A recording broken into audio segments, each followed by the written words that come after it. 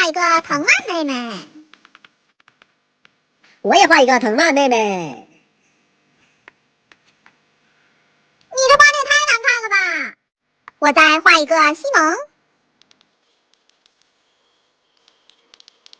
我也画一个西蒙。怎么你画的还是那么难看？橘子妹，你怎么会画那么多节奏盒子的人物？因为我一直在用这个描摹本练习呀。这里有很多节奏盒子里的人物图案，我们可以沿着灰色的线进行描绘。图案是上下对照的，而过程中我们就能掌握节奏盒子人物的画法。